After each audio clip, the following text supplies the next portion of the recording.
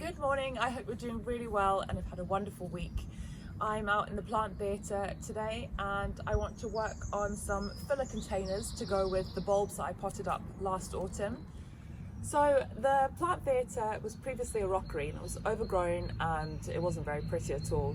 And it's the view from our kitchen windows. I really wanted something a bit nicer to look at. So we moved a lot of stones around and created layers rather than one steep slope. And each step has a weed membrane and then it's topped with pea gravel, and there's lots of little birds jumping around in here today because I'm quite close to the bird feeder, which is really lovely. So if I get distracted, that's why. So I now have the perfect spot to create really fun container displays. I take a lot of inspiration from Klaus Dalby. He's a gardener based, I think, is in the Netherlands, and he's known for his epic container gardens. And yeah, I'm trying to sort of emulate him. So what I want to do today is just create some filler containers to go with the tulips and the daffodils. So this is nemesia that was overwintering in the greenhouse, and I just brought it down. I want to just prune that up and take away all the sort of dead on it. And then I brought a few packs of violas, which I'm going to put up as well, and hopefully they'll have filled in the containers by the time the tulips and the daffs are in bloom. Before I get to the containers, there's a couple of other jobs that I want to tackle. So this is, I think, called a flying carpet. I call it a leaf catcher. It always looks a mess, so that's coming out today. That was there since we moved in and I'm not a huge fan. Instead of that, I want to continue this little box hedge all the way up to the top. So we planted these 3 last year and they have taken off like a rocket. So what I want to do is add some more in between so that I have sort of an immediate effect hedge going up here.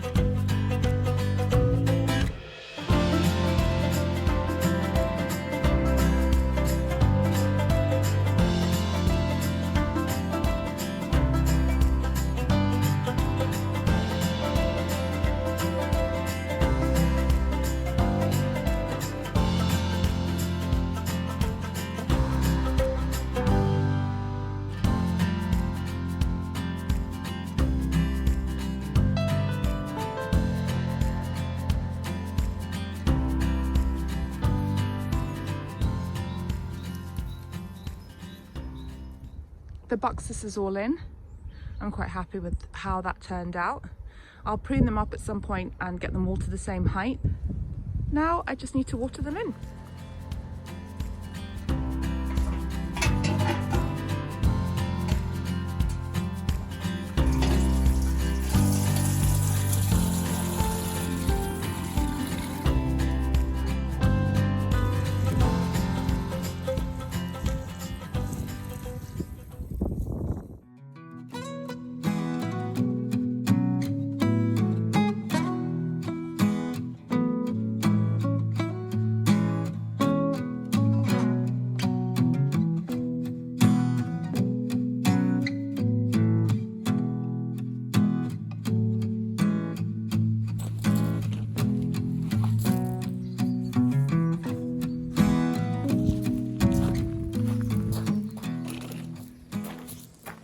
Right, so last job to tackle is the nemesia. I discovered nemesia for the first time last year and absolutely fallen in love with it. The scent alone is just out of this world. So I managed to overwinter 4 of those plants in the greenhouse, and you can overwinter them, from what I've read, only for a year or 2. After that they don't seem to do very well.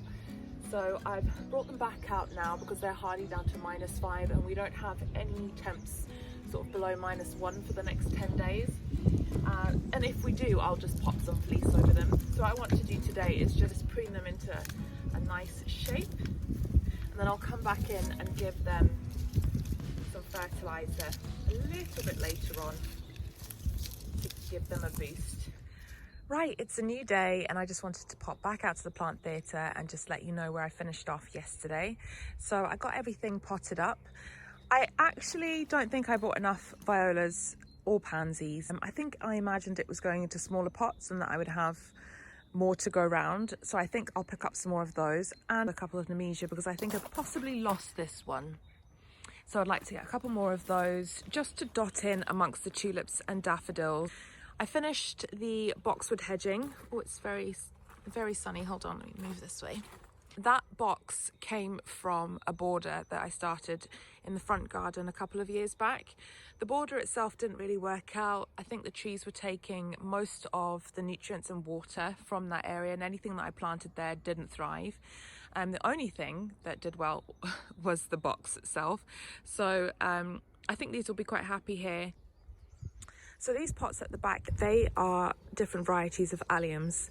I wasn't sure where I wanted to plant the bulbs, so I decided I'll just plant them in pots that I had lying around, and in a few weeks' time, once they're all up and sprouted, I'll plant them out in the garden to where I want them to go. It's often easier to do that, especially if you haven't placed all the perennials in the borders that they're going into, and in this case I haven't, because these are actually destined for the potager. I'm working on something quite different in there this year. Last year I had dahlias and tulips.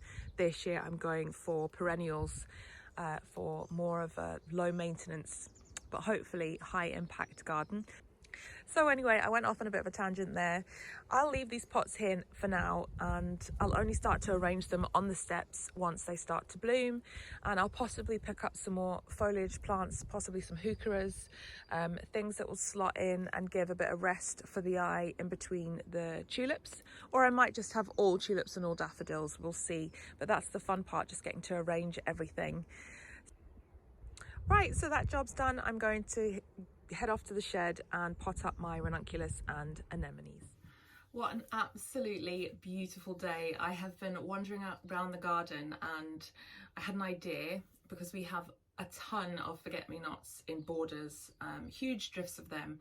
So I'm going to dig up a few and create some containers just with forget-me-nots to add to the plant theatre. I think they'll be a lovely frothy addition. And I have sort of 2 colour groups with the tulips and daffodils. I know I have lighter bulbs, lots of whites and pale yellows, and I think the forget-me-nots will work really beautifully with them. The tulips are more darker tones, apricots, burgundies and everything in between. So I'm not 100% sure what I'm going to do to contrast with those. I mentioned before I might do like a green heucheras, maybe a limey euphorbia, something like that. I'm going to definitely try the forget-me-nots in pots because one, it's free, and I think they'll look really good together with the daffodils. So anyway, I had a go at pre-sprouting Ranunculus and Anemones for the first time this year, which basically was just layering them in a gravel tray and topping them with multi-purpose compost and just giving them a water in and letting them wake up in the house. This was after I soaked them. So the Ranunculus I soaked for around 3 hours, and you want to make sure that the water stays oxygenated. So you can either do that by slowly running a tap so that there's air bubbles still getting into the water. I didn't do that. I just every once in a while waggled my finger in it and make sure there was a few bubbles. The anemones, you don't actually have to keep them oxygenated. You can pop them in a bowl with water and leave them to soak for around 11 hours. So I've given that a go with both, and now I want to just check the results before I separate them into their own individual pots. I can see some green shoots, so I'm excited to see how this has turned out. Oh, there we go. We have life. Oh, look at that. Lovely healthy roots and a good sprout. I'm trying to do this while looking through the camera, so if it looks awkward, it's because it is. They look really good. That one is just raring to go. Let's see. So I think that was an absolute winning result. All bar one are showing signs of life, and the one that isn't mouldy or anything like that. So I think I'm just going to pot that up anyway and see how it goes. And then this middle section here is anemones, and I've pulled one up already. Would you look at that? Happy with that. So let me actually just get the phone on a tripod and I can dig around for the rest. Oh, look at that one. So I think the ones that I actually planted a little bit deeper were happier, and the ones that were sitting closer to the surface I think were possibly dried out. Look at that, there's a mouldy one, so we won't be using that. So I'll remember that for next time, just to plant them a little bit deeper. And the last variety of Ranunculus is warm pastel. The anemones were Mr. Fokker, a day to say that 3 times quickly. Oh, there's a lovely mouldy one there. Just take that one out as well. And yes, we have sprouting Ranunculus of the warm pastel. That's an anemone. Yeah, they're looking really good. Okay, so I have my spruits and a 15 cell tray.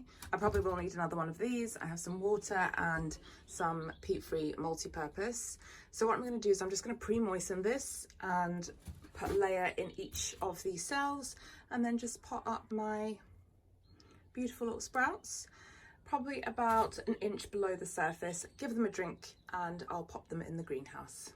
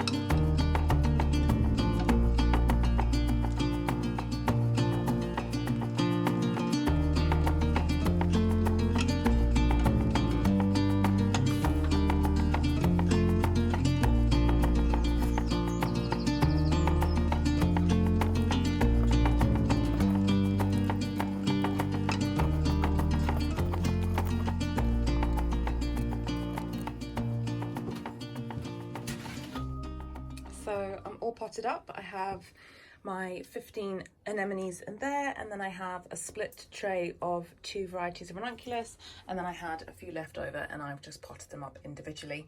So I'll take those up to the greenhouse now. I'm not actually going to give them another drink today, as I added probably a little bit too much water to the compost and it's wet enough. I'll check it again tomorrow because the temperatures are still supposed to be quite warm and the greenhouse is heating up quite quickly.